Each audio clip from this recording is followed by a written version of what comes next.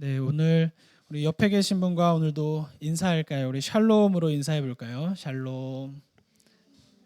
네, 우리 앞뒤에 계신 분 다시 한번 인사해 볼까요? 더운데 고생 많으십니다. 인사해 볼까요? 네, 날씨가 참 덥죠. 또 어느새 이제 8월로 넘어왔습니다. 더운데 우리 건강 관리 잘 하시고 무더위에 물도 많이 드시면 좋겠습니다. 오늘은 일어나라라는 제목으로 같이 말씀 전하기를 원합니다. 찬양 중에서 일어나라 주의 백성이라는 찬양이 있습니다. 이게 굉장히 신나고 경쾌한 찬양이에요. 우리 교회에서 자주 부르는 찬양은 아닌데 제가 어린 시절에 주일학교에서 종종 불렀던 기억이 납니다. 모르시는 분을 위해서 앞절만 불러드리면 일어나라 주의 백성 빛을 발하라. 레베카 아나요 이 노래? 모릅니다. 아는 것처럼 웃어서 아는 줄 알았어요. 예, 일어나라 주의 백성 빛을 발하라 주가 너의 영광으로 임하시리라 이런 가사이고요. 또 후렴에는 이렇습니다. 온 세상이 어둠 속에 헤매고 있지만 주가 너와 함께 계셔 회복을 명하리라. 이게 이제 수련회 때 박수를 치면서 굉장히 신나게 부르는 찬양입니다. 오늘 우리가 함께 읽은 이사야서 60장 1절의 말씀이 이 찬양 가사의 배경이 됩니다. 저는 굉장히 신나게 이 찬양을 불렀던 기억이 나는데 오늘 본문을 읽으면서 또 설교를 준비하면서 이 명령을 처음 받았던 이 백성들은 당시 그렇게 신나는 분위기가 아니었다라는 것을 발견하게 되었어요. 신나게 박수치며 기뻐하면서 즐겁게 찬양할 만한 상황이 아니었던 거죠. 우리 지체들 중에서도 이제 가수들을 굉장히 좋아하고 또 콘서트도 이제 가는 지체들이 있는 걸로 압니다. 대학 축제나 혹은 콘서트에 가보시면 거기서 즐거워하고 기뻐하는 것은 굉장히 자연스럽죠. 누가 너 즐거워해라고 하지 않아도 흥이 나고 또 자연스럽게 소리도 지르고 박수 치는 게 일반적인 그런 흥겨운 분위기이죠. 근데 반대로 장례식장에 갔다고 생각해 봅시다. 거기에서 혹시 뭐 즐깁시다, 기뻐합시다라고 하면 어떤 취급을 받을까요? 굉장히 욕을 안 먹고 뺨을 맞지 않으면 다행일 정도로 이상한 사람을 취급받을 겁니다. 근데 오늘 이사야 선지자가 이 남유다 백성들에게 했던 요청, 일어나라 빛을 발하라 라는 것은 지금 분위기에 맞지 않는 요청을 하고 있는 거예요. 이 남유다 백성들의 상황은 굉장히 어둡고 절망적인 상황이었거든요. 근데 이사야 선지자는 지금 희망을 말하고 마치 뛰어야 될 것과 같은 요청을 하고 있는 것이죠. 이 이사야서 60장 1절부터 5절까지는 이 명령법으로 세 가지 명령이 등장합니다. 첫 번째는 일어나라라는 표현이고요. 두 번째는 빛을 발하라. 그리고 세 번째는 너의 눈을 들어 바라보라라는 명령입니다. 이 세 가지의 명령은 하나님의 모든 백성들에게 주어지는 명령이기도 합니다. 오늘을 살아가는 하나님의 백성인 우리들에게도 해당이 되는 말씀이지요. 그래서 오늘은 말씀을 통해 이 세 가지 명령의 의미를 살펴보았으면 좋겠습니다. 일어나라, 빛을 발하라, 그리고 바라보라. 동시에 처한 상황은 절망적이고 어두운데 왜 이사야 선지자가 이렇게 낙관적으로 명령하고 있는지도 살펴봅시다. 그래서 우리도 우리의 자리에서 일어나 빛을 발하고 또 사방을 하나님의 마음으로 바라보는 또 그리스도인 되기를 축복합니다. 우리 첫 번째 일어나라입니다. 이사야서 우리 60장 1절 말씀인데요. 우리 다시 한번 같이 읽어보면 좋겠습니다. 같이 읽겠습니다. 시작. 일어나라 빛을 발하라. 이는 내 빛이 이르렀고 여호와의 영광이 내 위에 임하였음이니라. 아멘. 우리가 읽은 이 개역 개정 번역본에는요, 히브리어 원문과 비교했을 때 생략된 표현이 하나 있어요. 바로 예루살렘이라는 표현입니다. 이 현대인의 성경 번역본에는 잘 담겨 있는데요, 일어나라 빛을 발하라 라고 명령하기 이전에 예루살렘아라고 부르고 있어요. 영어로는 이 예루살렘이 자이언, 우리 여기도 있는 우리 지온, 자이언, 시온과 같습니다. 지금 이사야 선지자는 예루살렘이라는 특정한 지역에 살고 있는 그 특정한 사람들만 부르고 있는 것이 아니죠. 여기서 이 예루살렘은 상징적인 표현입니다. 하나님의 백성들을 의미하고 있는 거예요. 하나님의 약속을 받았고 또 믿음으로 구원을 받은 공동체를 가리키고 있는 표현입니다. 그렇다면 이사야 선지자 시대에 살았던 하나님의 백성들을 의미하는 것이고요. 또한 지금 예수님께서 다시 오실 것을 기다리며 살아가고 있는 모든 성도들도 해당되는 표현입니다. 즉 이 예루살렘아라고 부르고 있다면 당시에 그들을 향한 말씀이기도 하고 동시에 오늘 나를 향해 우리를 향해 부르고 우리를 향해 명령하는 내용이라는 사실입니다. 아까 제가 이 자이언 하니까 한 지체가 웃었어요. 왜냐하면 자기의 이름이 호명됐기 때문이죠. 마치 누군가 나의 이름을 부르면 내가 돌아보는 것처럼요. 이 명령이 나를 향해 지금 주어지고 있음을 또 우리를 향해 주어지고 있는 말씀이라는 것을 기억하면서 계속 살펴보면 좋겠습니다.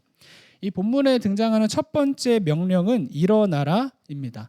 이 일어나라라는 명령을 좀 이해하기 위해서 당시의 역사적인 배경 또 그 당시의 정치적인 배경을 이해할 필요가 있어요. 이 이사야 선지자는 남유다에서 사역을 했던 선지자입니다. 그리고 이사야 선지자가 사역을 할 기간 동안 이 남유다는 굉장히 격변기였어요. 이 남유다 주변에 아수르, 우리 사회 시간의 역사를 좋아하셨던 분들은 아시리아라는 제국을 아실 겁니다. 이 아수르 제국이 신흥 강국으로 떠올랐고요. 이 아시리아가 북이스라엘을 멸망시키고 맙니다. 그리고 아수르 왕이 그대로 자기 제국으로 돌아가면 좋은데 그대로 남유다로 밀고 내려와서 남유다에 있는 성읍들을 불태우는 것이죠. 그리고 남유다의 수도 예루살렘을 포위하게 된 것입니다. 이 남유다 나라의 입장에서 이제 나라가 멸망되기 직전에 숨통이 끊어지기 직전에 위태로운 상황이었어요. 게다가 이런 어려운 상황 속에서 이사야 선지자는 비극적인 사실을 하나 더 알고 있었습니다. 하나님께서 선지자에게 주셨던 말씀인데요. 남유다가 앞으로 바벨론에 의해서 멸망당할 것이다. 그리고 바벨론으로 백성들이 포로로 끌려가게 될 것이다. 왜냐? 하나님의 진노의 심판의 결과로 그런 비극을 당할 것이다. 라고 이사야 선지자는 알고 있었던 것이죠. 백성들이 우상을 섬기고 하나님을 저버린 결과 받게 되는 심판이었습니다.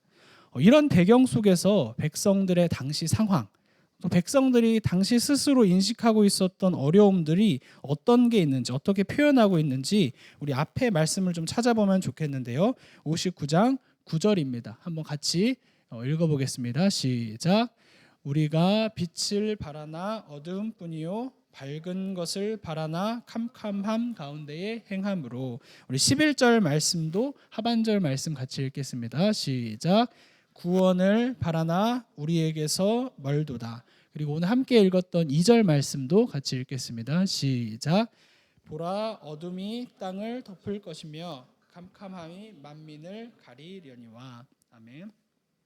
이 당시의 백성들의 상황에서는요, 밖에서는 어떤 강대국의 압박이 밀려 들어오는 거고 또 안으로는 신앙적으로나 도덕적으로나 또 영적으로나 무너져 가는 상황이죠. 이런 상황 속에서 이사야 선지자가 일어나라라고 명령하고 있는 겁니다. 여러분도 이런 막막함 혹은 답답함을 느껴본 적 있으신가요? 제가 최근에 인스타그램에서 사진 하나를 봤습니다. 가짜 바쁨과 진짜 바쁨이라는 사진이었어요. 되게 굉장히 공감이 많이 갔습니다. 가짜 바쁨은요, 되게 귀여운 캐릭터가 나와서 아우 하기 싫어, 아우 힘들어 하면서 커피를 마시고 있는 사진이에요. 근데 진짜 바쁨은 눈을 감고 팔짱을 끼고 정말 뭐부터 해야 되는지 몰라서 초월한 모습, 초월한 그런 모습이 담긴 사진이었습니다. 내가 무엇을 어떻게 해야 하는지 모르는 상태면 답답하죠. 일어나라라는 명령을 받았던 유다의 백성들도 그랬습니다. 근데 그럼에도 불구하고 이사야 선지자는 일어나라고 선포하고 있어요. 절망을 털어내라. 그리고 희망을 다시 품어라. 너의 하루의 자리에서 다시 살아내라. 라고 일어나라라고 요청하고 있죠. 이 절망적인 상황임에도 불구하고 일어날 수 있는 이유가 이 히브리어 1장 1절 원문에 보면 그 이유가 담겨 있습니다. 한 페이지 넘겨주시겠어요? 같이 읽겠습니다. 시작. 예루살렘아 일어나라. 왜냐하면 너희에게 이르렀기 때문이다. 아멘. 한글 성경 번역본에는 왜냐하면이라는 단어가 빠져 있어요. 백성들이 당시에 영적으로도 타락하고 또 사회적으로 정치적으로 어려운 상황에 절망할 수밖에 없는 상황이지만 다시 일어날 수 있는 이유, 다시 소망할 수 있는 이유, 다시 그 자리를 털고 살아낼 수 있는 이유, 왜냐하면 빛이 너희에게 찾아왔기 때문이다 라고 설명하고 있습니다. 너희 스스로, 백성들 스스로는 계속해서 어두움이지요. 하나님을 저버렸고 계속해서 죄악들을 저질렀지만 그럼에도 불구하고 그런 너희에게 빛이신 하나님이 찾아오셨다. 그러니 그 자리에서 다시 일어나라. 그 자리에서 다시 소망을 품어라 라고 권면하고 명령하고 있는 것입니다. 이 왜냐하면이라는 단어가 저한테도 굉장히 은혜가 되었습니다. 원인과 결과라고 하죠. 내가 잘하면 좋은 것을 얻는 거, 내가 칭찬을 받는 거, 왜냐하면 내가 잘했기 때문에. 이런 우리는 원인과 결과를 분명하게 가지고 있습니다. 그런데 우리의 신앙의 공식은 이와 다르다는 것을 발견했어요. 일어나라, 왜냐하면 너가 일어날 만해서가 아니라는 거죠. 일어나라, 왜냐하면 소망의 하나님께서 너에게 찾아오셨기 때문이다. 살아내라, 왜냐하면 하나님의 영광이 너의 삶을 덮고 있기 때문이다. 다시금 일어나서 그 자리에서 너의 하루를 살아내라. 왜냐하면 소망의 하나님이 너와 함께 계시기 때문이다 라고 왜냐하면을 분명히 설명하고 있는 것이죠. 여러분, 제가 최근에 캠프를 하면서 아이들을 많이 봅니다. 우리 4살, 5살, 1학년, 2학년 이런 아이를 많이 봐요. 이 아이가 만약에 넘어졌다고 생각을 해봅시다. 근데 피가 나서 굉장히 크게 울고 있는 상황이라고 하면 그때 부모님이 와서 아이에게 뭐라고 할까요? 넘어져서 피 나고 있는 아이에게 일어나.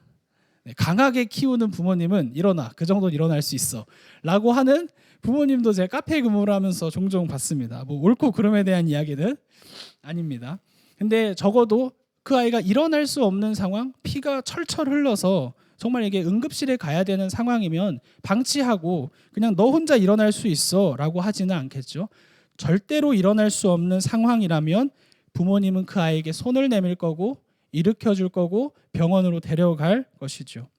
이사야 60장의 내용, 일어나라 라는 요청이 그와 같습니다. 백성들은 계속해서 하나님을 저버리고 계속해서 심판의 모습으로 진노받을 만한 모습을 선택하지만 하나님께서 그들에게 다시 찾아가셨고 그리고 하나님께서 그들에게 빛으로 임해 주셨다는 사실이지요. 이 첫 번째 명령이 우리에게, 저와 여러분에게도 동일하게 적용되고 동일하게 들리는 말씀이었으면 좋겠습니다. 걱정에 빠져 있든지 혹은 두려움에 빠져 있든지 혹은 나의 삶에 나의 존재에 대해서 회의감에 빠져 있든지 우리는 그 자리에서 다시 일어날 수 있습니다. 그리고 일어날 수 있는 이유는 내가 잘해서, 내가 잘나서, 내가 많은 일을 이루었기 때문이 아니라 빛이신 하나님께서 내 삶에 찾아오셨기 때문입니다. 여러분의 삶의 자리에서 다시 일어나시기를 주님의 이름으로 축복합니다. 털어낼 것을 털어내고 또 붙잡아야 할 것을 붙잡고 다시 하나님으로 인해 소망하고 기뻐하며 다시 삶의 자리에서 일어나시기를 주님의 이름으로 축복합니다. 우리 두 번째 내용, 빛을 발하라입니다. 우리 1절 말씀을 아까 읽었지만 다시 한번 읽어보면 좋겠는데요. 우리 같이 이사야서 60장 1절 말씀을 같이 읽도록 하겠습니다. 시작. 일어나라, 빛을 발하라. 이는 내 빛이 이르렀고 아멘. 제가 좋아하는 찬양이라서 이 일어나라 빛을 발하라 라는 찬양을 가끔, 좋아하는 찬양이지만 가끔 이제 흥얼거리면서 부르는데요. 빛을 발하라 라는 표현입니다. 이사야 선지자는 지금 백성들에게 너 스스로 빛을 만들어라 라고 요청하지 않아요. 빛을 만들어서 스스로 반짝여라가 아니라 빛을 발하라 라고 표현하고 명령하고 있습니다. 우리 달을 좀 비유로 들어보면 좋을 것 같아요. 달은 스스로 빛을 내지 않죠. 태양빛을 받아서 반사를 합니다. 그리고 그 달이 우리에게 반짝반짝 빛나 보이는 이유는요, 자체적으로 그 빛을 가지고 있기 때문이 아니라 달을 비추고 있기 때문이죠. 이사야 선지자가 백성들에게 명령하는 것도 그와 같습니다. 너희 스스로 도덕적으로, 그리고 굉장히 군사적으로, 그리고 영적으로 좋은 일을 많이 해서 반짝여라 라는 것이 아니죠. 이미 너희에게 주어진 그 빛이 있고 그 빛을 드러내라 라고 표현하고 있습니다. 그렇다면 이 백성들에게 주어진 빛, 이사야 선지자가 이야기하는 그 빛이 무엇인지 60장 19절부터 20절에 이사야 선지자가 자세하게 설명을 하고 있는데요. 우리 같이 읽겠습니다. 시작.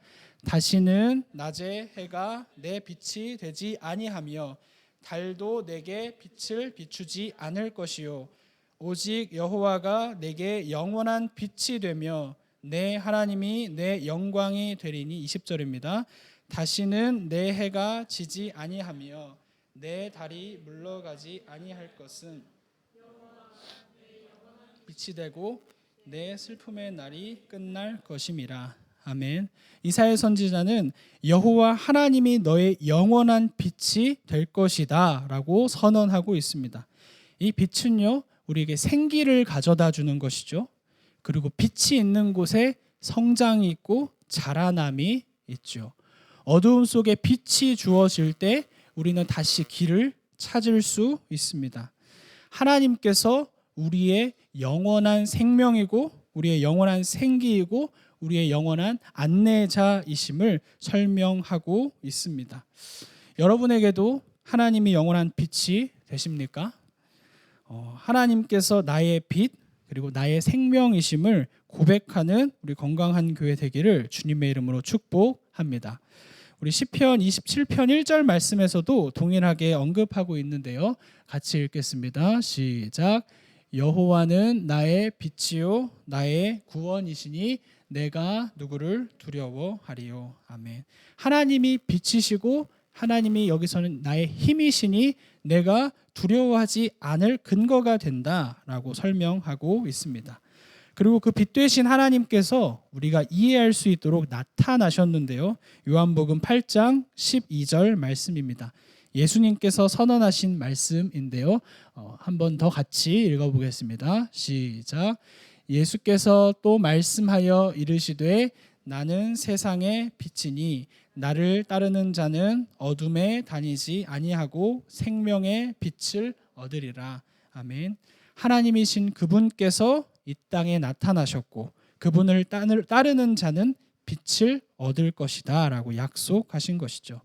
다시 이사야 선지자가 명령했더니 두 번째 명령으로 돌아가 봅시다. 빛을 발하라 라는 것은 하나님께서 이미 찾아오셔서 우리에게 주어진 그 빛, 예수님을 따르는 자에게 주어지는 그 빛을 그대로 드러내는 삶을 살아라 라는 요청입니다. 그리고 이 빛을 드러내는 삶에 대해 구체적으로 에베소서 5장 8절부터 14절까지 이렇게 설명하고 있는데요. 8절 말씀을 제가 읽겠습니다. 너희가 전에는 어둠이더니 이제는 주 안에서 빛이라. 빛의 자녀들처럼 행하라. 9절 말씀입니다. 빛의 열매는 모든 착함과 의로움과 진실함에 있느니라. 아멘. 하나님을 따르는 자 그리고 예수 그리스도를 믿음으로 구원받아 그 안에 빛을 가진 자가 착함과 의로움과 진실함으로 살아내는 그 삶이 빛을 발하는 삶, 빛을 드러내는 삶이라고 설명하고 있는 것이죠. 우리 14절 말씀은 같이 읽어보면 좋겠는데요. 14절 말씀입니다. 시작. 그러므로 이르시기를 잠자는 자여 깨어서 죽은 자들 가운데서 일어나라. 그리스도께서 너에게 비추이시리라 하셨느니라. 아멘. 일어나라. 그리스도께서 너에게 비추이시리라. 이사야 60장에서 명령하는 일어나라 빛을 발하라 이 말씀이 에베소서에서도 동일하게 선포되고 있는 것이죠. 그 근거도 동일합니다. 너희가 빛나는 존재라서 너희가 스스로 선해서가 아니라 그리스도께서 너희를 비추시기 때문에 그리스도의 빛이 너희에게 있기 때문에 빛나는 삶을 살 수 있다 선언하고 있는 것이죠. 우리 주 안에서 사랑하는 건강한 교회 성도 여러분, 우리 빛을 드러내는 삶을 살아가기를 주님의 이름으로 축복합니다.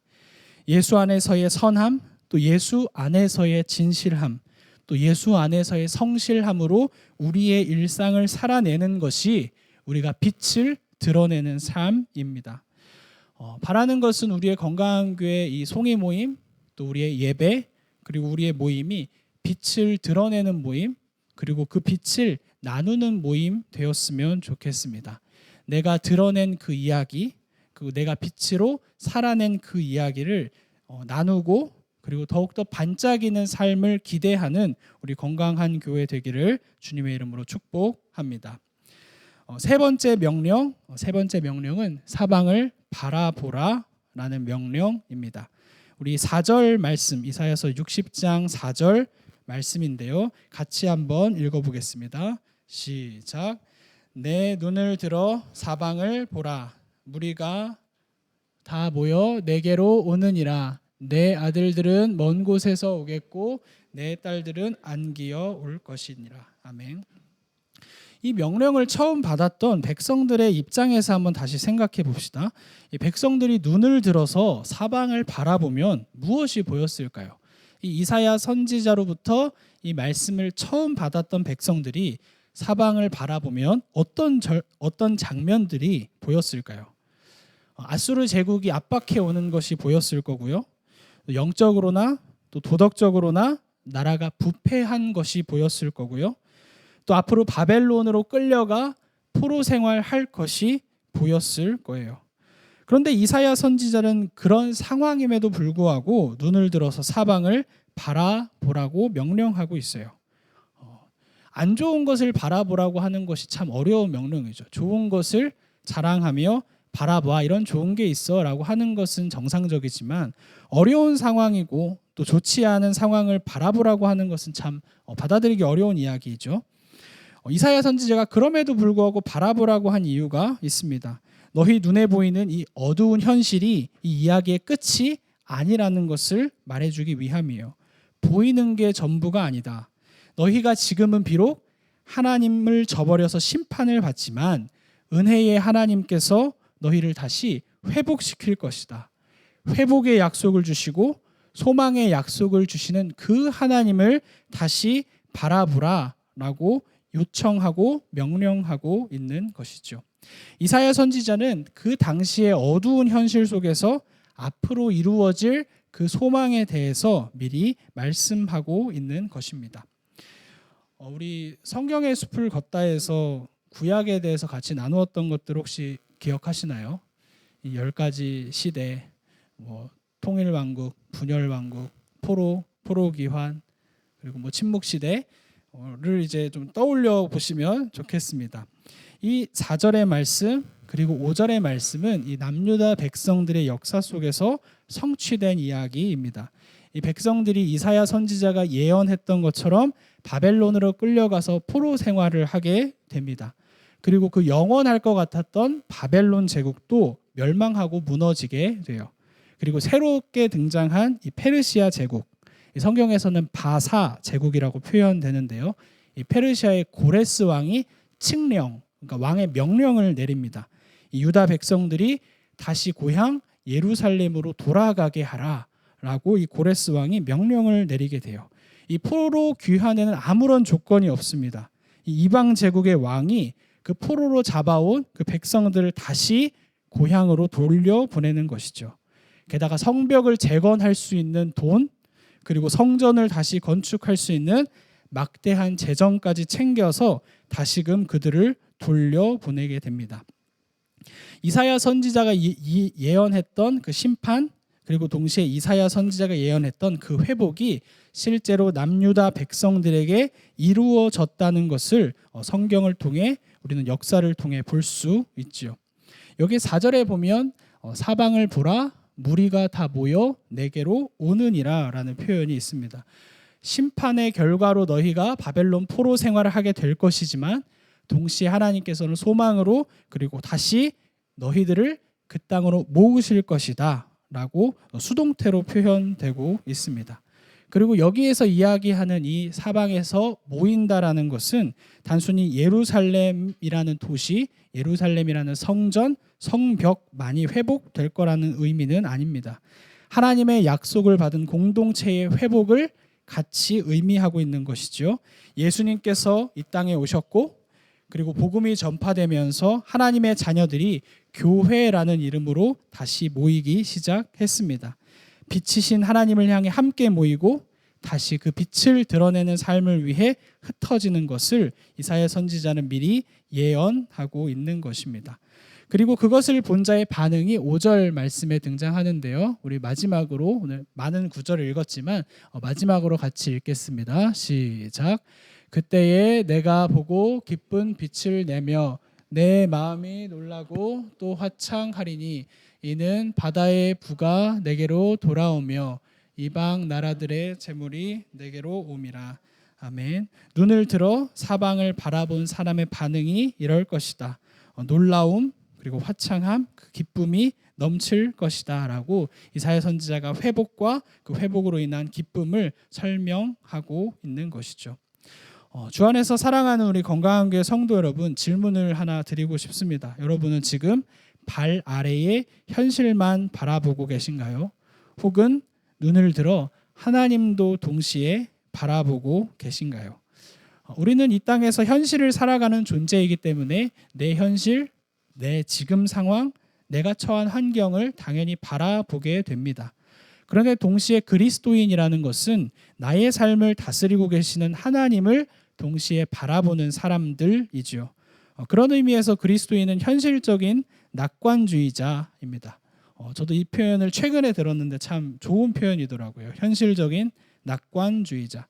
이 땅에서 현실적으로 계획하고 살아가지만 동시에 하나님을 바라보는 사람들, 그리고 하나님이 주신 약속을 바라보는 사람들, 하나님이 계시다는 것과 그리고 이 땅이 하나님이 통치하시는 하나님의 나라라는 것, 그리고 완성될 하나님의 나라가 있다라는 소망이 있는 사람들이죠. 이 세 가지 명령을 기억하며 이제 말씀을 정리 맺으면 좋겠습니다. 이사야 60장 1절부터 5절의 말씀을 통해 오늘 나에게 또 오늘 우리에게 동일하게 명령이 주어졌음을 함께 나누었습니다. 일어나라, 빛을 발하라, 그리고 소망으로 사방을 바라보라 라고 저와 여러분에게 명령하시고 저와 여러분에게 이러한 삶을 초청하고 계시는 하나님 앞에 대답했으면 좋겠습니다. 여러분의 각자의 자리에서 계속해서 잘 살아내셨고 그리고 앞으로 잘 살아가실 것입니다. 그러나 내가 털어야 할 절망, 내가 털어야 할 부담감, 내가 버려야 할 어려움들을 털어내고 그 자리에서 다시 일어나는 삶을 살아갑시다. 그리고 그 자리에서 빛을 드러내는 삶을 살아냅시다. 빛이신 하나님, 그리고 빛이신 예수님께서 이미 내 안에 오셨고 우리는 예수 안에서 선함으로 또 예수 안에서 진실함으로 예수 안에서 거룩함으로 삶을 살아낼 때 그 빛이 우리의 일상에서 드러날 것입니다. 그리고 이 현실 속에서 현실을 살아내며 하나님을 바라보며 그리고 소망으로 사방을 바라보는 우리 건강한 교회 되기를, 우리 모든 구성원 되기를 주님의 이름으로 축복합니다.